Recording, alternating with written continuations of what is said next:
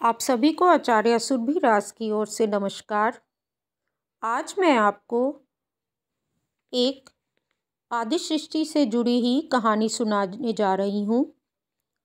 जब महाभारत का युद्ध हो चुका था और वेदव्यास ऋषि राजा जनमेजय से मिलने आए, तब तक जो है पांडव वंश जो है समाप्ति के स्थान पे पहुँच चुका था।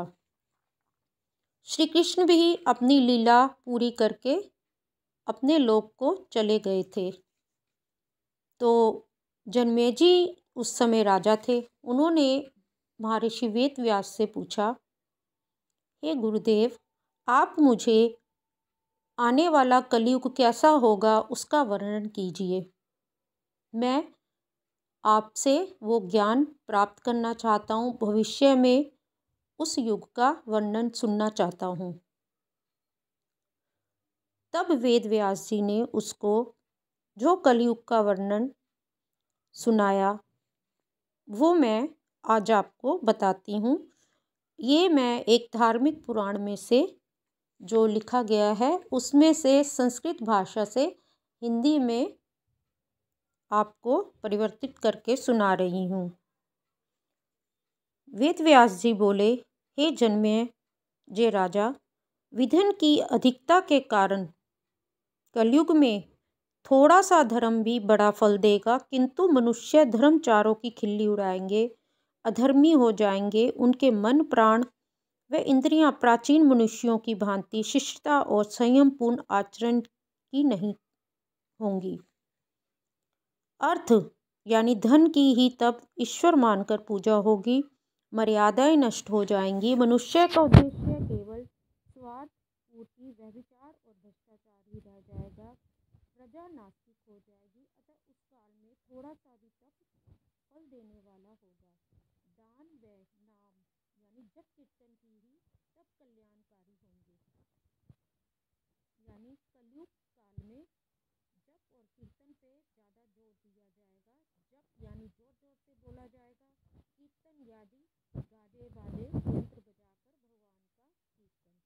ये अधिकाधिक बढ़ते ही जाएंगे, जिसमें कि बहुत शराबा होगा या दिखावे के लिए जोर जोर से दान का संकल्प बोलना, मैंने इतना दान दिया, और जोर जोर से जप मंत्र बोले जाएंगे और इसी को कल्याणकारी भी माना जाएगा। हे राजन, कलयुग के प्रभाव से ऋतुओं को ही स्वभाव बदल जाएंगे। स्त्रियां शील, लज्जा और लोकाचार को खो देंगी। पुरुष सज्जनता तथा सद्गुण खो देंगे। जुआ, मदिरा, नशा, नृत्य व अश्लीलता ही सत्कार तथा संस्कृति बन जाएगी। पाप का साम्राज्य होगा। यह सब उस युग के धर्म हैं। तुम या कोई अपने प्रयासों से युग धर्म को या कलयुग के आगमन को, हे राजा जनमेजय, नहीं रोक पाओगे।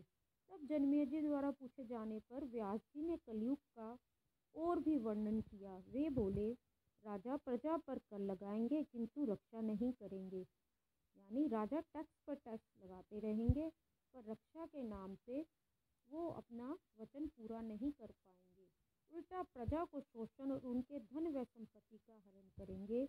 आश्रम व्यवस्था नष्ट हो जाएगी। ब्राह्मण, शूद्रों व अन्य वर्णों के कार्य करने लगेंगे।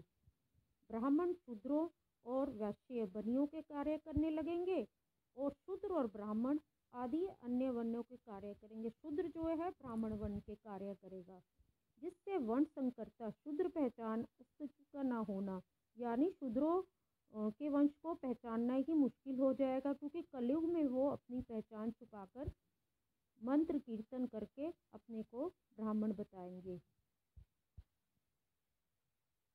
सब एक ही पंक्ति में भोजन करेंगे।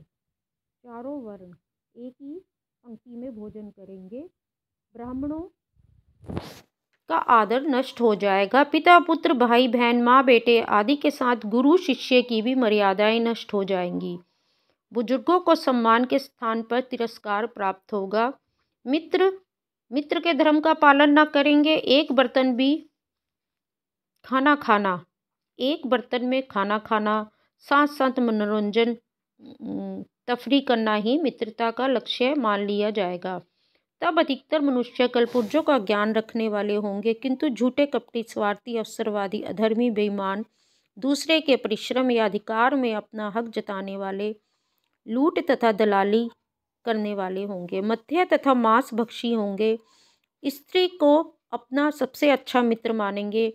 स्त्री भी चार दीवारी लांघकर पुरुषोचित कार्य करेगी, यानी पुरुषों के समान कार्य करेगी। अन्न, वेद, शिक्षा, इज्जत तथा यज्ञफल बिकने लगेंगे। गौओं की हत्याएं होने से, उनकी सेवा न होने से उनका अक्षय हो जाएगा, यानी गौओं की संख्या जैसे जैसे कल युग बढ़ेगा कम होती जाएगी। 2-2 वर्ष के बछड़ों को भी बैलगाड़ी में जोता जाएगा। मौसमों का समय बदल जाएगा। लोग व्यसनी व दुर्मति होंगे। प्राकृतिक संपदा का अंधे स्वार्थ के कारण अंधाधुंध दोहन होगा तथा प्रकृति को विकृत, प्रदूषित किया जाने लगेगा। स्त्रियों के केशों के कटे होना उनकी शोभा समझा जाएगा। पुरुष कम, स्त्रियां अधिक हो जाएंगी। मरुस्थल व समुद्र विस्तार को प्राप्त होंगे। समुद्र कम होते जाएंगे, मरुस्थल बढ़ते जाएंगे। मेघ बालू की वर्षा करेंगे। शुद्ध जल अप्राय हो जाएगा, यानी वर्षा से भी मिट्टी की वर्षा होने लगेगी, यानी वर्षा के पानी में भी मिट्टी का समावेश होगा और मेघ जो है मिट्टी वाली बारिश करेंगे। शुद्ध जल मिलना मुश्किल हो जाएगा, क्योंकि नदियां सूखती जाएंगी और मिट्टी बालू वाले पानी की वर्षा से शुद्ध जल नामुमकिन हो जाएगा, मिलना ही मुश्किल हो जाएगा। लोगों को परलोक पर अविश्वास हो जाएगा। ज्ञानी भी दुराचारी हो जाएंगे। सत्ता, गुण, शक्ति, विद्या, ज्ञान, अधिकार तथा सुविधा आदि का दुरुपयोग होने लगेगा। शपथ तथा वचन का कोई मूल्य नहीं रह जाएगा। ऋण लेने वाला आभार न मानकर ऋणदाता को ही आंखें दिखाएगा। शास्त्र, वेद, पुराण, ग्रंथ, ज्ञान सब लुप्त हो जाएंगे। गाल बजाने वाले पाखंडी को ही धर्मगुरु मान लिया जाएगा, यानी कि जो जोर जोर से मंत्र कीर्तन करेगा उसी को बोलेंगे यही धर्मगुरु है। पिता पर पुत्र, सास पर बहू, गुरु पर शिष्य तरह पुरुष पर स्त्री शासन करेगी। उपकार के बदले कोई उपकार नहीं करेगा। व्यभिचार संस्कृति का भंग होगा। तब कोई भी रोग तथा व्याधि से रहित न होगा। मनुष्य पशुओं से भी रमण करेंगे। हे राजन, राज्य पर पुरुषों के स्थान पर स्त्रियां शासन करेंगी। बाद में स्त्रियों के स्थान पर नपुंसक शासन करेंगे। ज्ञान, विद्या, न्याय, धर्म, शील इन सब का लोप हो जाएगा, यानी स्त्रियां तो राज्य करने में अधिकता को प्राप्त होंगी, लेकिन कई स्थानों पर नपुंसक या हिजड़े वंश के लोग राज्य करेंगे, जिससे कि ज्ञान, विद्या, न्याय, धर्म और शील इन सब का लोप हो जाएगा। ईश्वर का नाम लेने वालों को प्रजा पत्थर मारा करेगी। कपटी पूजे जाएंगे। शस्त्रधारी, रक्षक और अंगरक्षक, सेना, पुलिस, बॉडीगार्ड ही भक्षक हो जाएंगे। मनुष्य सर्वभक्षी तथा अखाद्य पदार्थों को भी खाने लगेगा। पुरुष का पुरुषत्व यानी मर्दांगिनी, उनकी संभोग शक्ति, योग्यता कमजोर हो जाएगी, क्षीण हो जाएगी। वे स्त्रियों के आज्ञा पालक, उनके दास तथा विषमरति द्वारा उन्हें संतुष्ट करने का प्रयास करने वाले हो जाएंगे। विषम का अर्थ है जो सम ना हो, अतः इसमें सभी प्रकार के अप्राकृतिक मैथुन आ जाते हैं। भूमि की भी उर्वरा शक्ति कम हो जाएगी। सूर्य का ताप बढ़ जाएगा। अतिथि के आने पर प्रसन्नता नहीं होगी, दुख होगा। केवल धन कमाना, उपभोग करना ही मनुष्य मात्र का लक्ष्य होगा।